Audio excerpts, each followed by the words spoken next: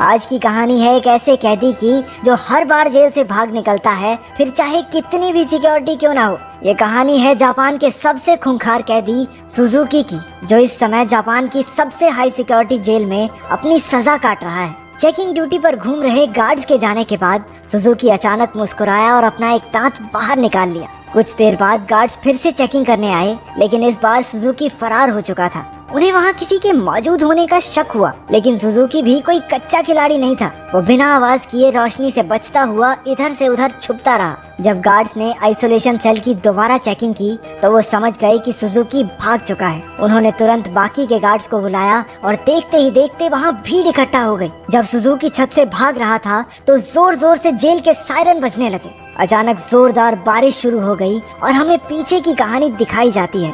12 साल पहले कुछ कैदियों को एक जेल में लाया गया था। उनमें से एक सुजुकी भी था जो वहाँ 10 साल की सजा काटने आया था। क्योंकि वो कभी कुछ बोलता नहीं था तो सबने मान लिया कि वो शायद गूंगा है। उसकी छाती पर माउंट फिजी का उल्टा टैटू भी था। सुजुकी उस समय भी जेल से भागने के लिए मशहूर था और अब तक 3 बार ऐसा कर चुका था। इसके बाद सुजुकी को एक छोटे से कमरे में लाया गया जहाँ सिर्फ एक रोशनदान था। उसने रोशनदान को ध्यान से देखा। उसके दिमाग में जरूर कुछ चल रहा था। बाहर गार्ड ने जेल के वार्डन मिस्टर कानीमुरा से कहा कि सुजुकी इस बार तो हरगिज नहीं भाग पाएगा, लेकिन जैसे ही उसने शीशे से देखा सुजुकी तो पहले ही गायब हो चुका था। वार्डन ने पूरे शहर को घेरने के ऑर्डर्स दिए ताकि सुजुकी किसी भी हालत में बच ना पाए, लेकिन गार्ड्स ने तो उसे 20 ही मिनट में पकड़ लिया। पता नहीं क्यों पर सुजुकी ट्रेन की पटरी पर सीधा भागता जा रहा था। इसके बाद उसे फिर से उसी कमरे में कैद कर दिया गया, लेकिन इस बार उसके हाथों में हथकड़ियां थी। जब एक गार्ड ने अंदर झांक कर देखा तो सुजुकी मुंह पर चादर ओढ़े सो रहा था।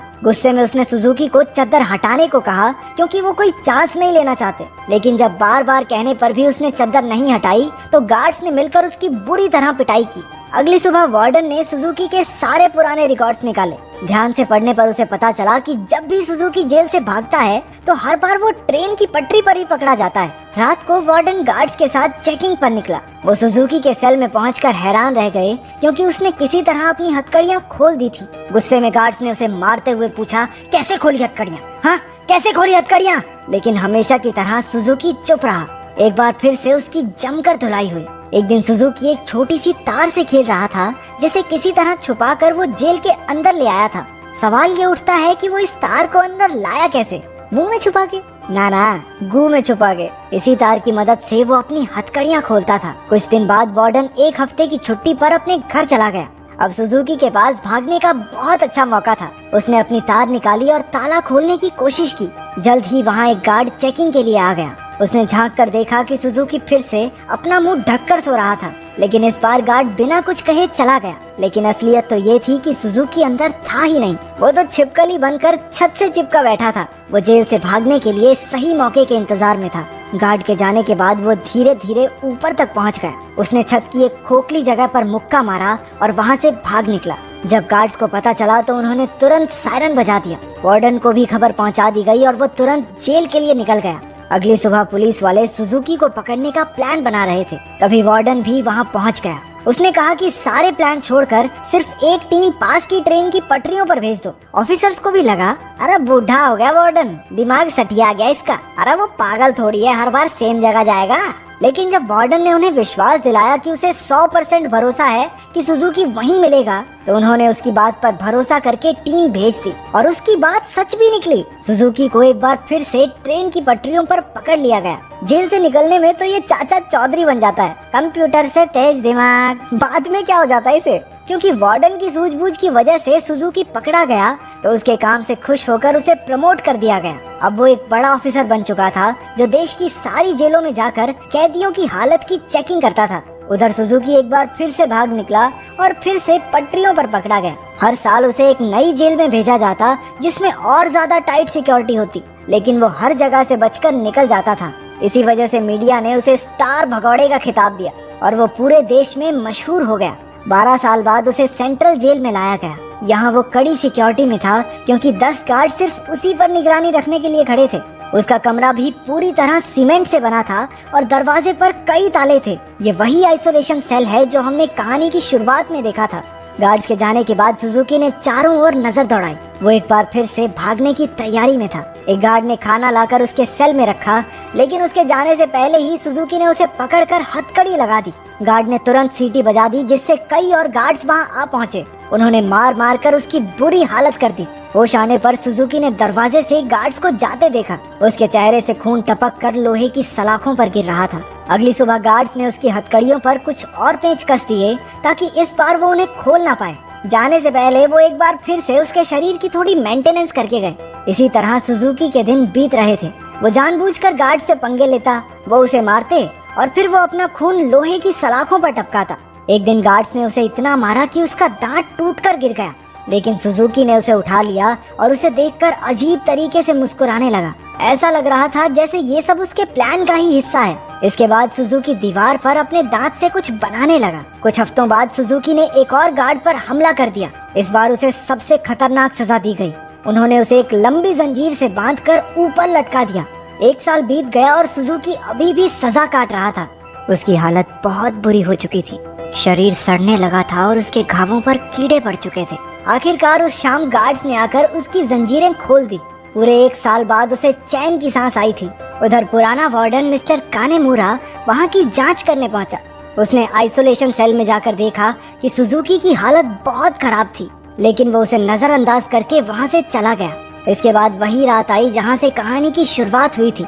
जब बाहर बिजली कड़कने लगी तो सुजुकी ने अपने प्लान को अंजाम दिया। उसने अपना दांत निकाला और हथकड़ियों के पेंच खोलने लगा। असल में सुजुकी दीवार पर दांत से कुछ बनाता नहीं था, बल्कि वो तो उसे घिस घिस कर तीखा कर रहा था ताकि उसके इस्तेमाल से पेंच खोल सके। हथकड़ियों से आजाद होकर उसने दरवाजे पर जाकर लोहे की सलाखों को धक्का देना शुरू किया। लगातार खून टपकने की वजह से सलाखों पर जंग लग चुका था। कुछ ही पलों में सलाखें टूट गई और सुजुकी जेल से फरार हो गया। इसके बाद सुजुकी के जन्म की कहानी बताई गई। उसके पैदा होते ही उसकी माँ की मौत हो गई थी और उसका बाप जेल में सड़ रहा था। इसी वजह से वो अपने रिश्तेदारों के घर पला।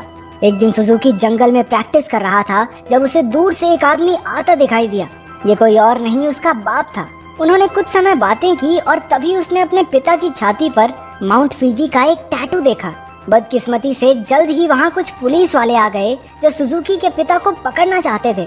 वो उन्हें देखकर रेल की पटरी पर सीधा सीधा भागने लगा। इस दिन सुजुकी ने कसम खाई कि एक ना एक दिन अपने पिता से जरूर मिलेगा।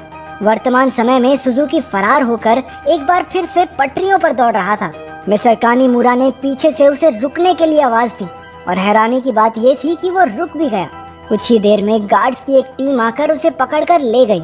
देश की सबसे कड़ी सिक्योरिटी की जेल भी सुजुकी को नहीं रोक पाई, इसलिए मिस्टर कानीमुरा ने उसे धरती की सबसे खतरनाक जेल प्रिजन आइल में भेजने के ऑर्डर्स दे दिए।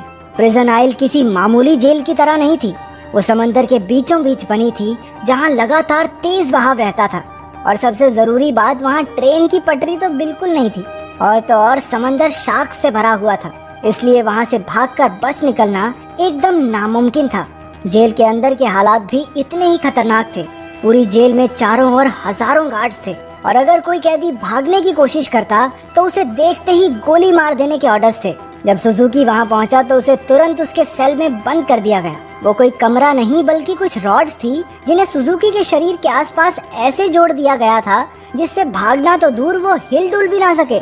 उधर कानीमुरा ने जेल की लाइब्रेरी में जाकर सुजुकी के बारे में जानकारी निकालनी शुरू कर दी। ढूंढने पर उसे कुछ पुरानी फाइल्स मिली जिन्हें वो पढ़ने लगा। उधर जेल में सुजुकी ध्यान लगाकर खड़ा था। हालांकि बाकी लोगों के लिए वहां से भागना नामुमकिन था, लेकिन सुजुकी के दिमाग में कुछ तो खिचड़ी पक रही थी। अचानक उसने अपने दोनों कंधों को डिसलोकेट कर लिया और उस छोटी सी जगह से सिकुड़कर धीरे धीरे बाहर निकलने लगा। एक कैदी ने उसे ऐसा करते देख लिया, लेकिन वो इतना नशे में भंट था कि कुछ बोल नहीं पाया। उधर कानीमुरा अभी भी अपनी रिसर्च कर रहा था कि जेल के सायरन बजने लगे। हालांकि परेशान होने की बजाय जेल का वार्डन खुश हो गया क्योंकि वहाँ से बचकर निकलने का कोई रास्ता था ही नहीं। ऊपर से आज सारे गार्ड्स को एक कैदी को गोली मारने का मौका मिलेगा।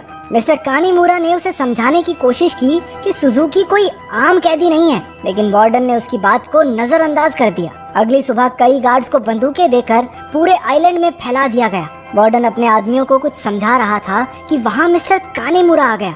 उसने वार्डन को बताया कि सुजुकी असल में अपने बाप को ढूंढने आया है जो इसी आइलैंड पर कैद है। ये सुनकर सब हक्के बक्के रह गए और तभी सुजुकी की असलियत का खुलासा हुआ। असल में अब तक जो भी हुआ वो सब सुजुकी के प्लान का एक हिस्सा था। वो बार बार जेल से भागकर जानबूझकर पकड़ा जाता था ताकि आखिरकार प्रिजन आइल तक पहुंच सके। उसका असली मकसद था अपने पिता को आजाद करवाना। आखिरकार सुजुकी अपने पिता से मिला और एक दूसरे को इतने साल बाद देखकर दोनों खूब रोए। बदकिस्मती से मिस्टर कानीमुरा वार्डन और बाकी के गार्ड्स के साथ वहीं आ रहा था, लेकिन उनके पहुंचने से पहले ही सुजुकी उस बूढ़े आदमी के साथ गायब हो गया। सुजुकी अपने पिता को आइलैंड के छोर तक ले आया। उसने पहले से ही वहाँ एक पैराग्लाइडर तैयार कर रखा था। दोनों पैराग्लाइडर पर चढ़े और दूर उड़ गए। दूसरी ओर मिस्टर कानीमुरा ने एक बूढ़े आदमी से बात करने की कोशिश की जो सुजुकी के पिता के साथ ही कैद था। तभी उसने माउंट फिजी का एक टैटू उस आदमी की छाती पर देखा, जिसका सीधा मतलब ये था कि इतने सालों की कड़ी मेहनत के बाद भी सुजुकी गलत आदमी को लेकर भाग गया।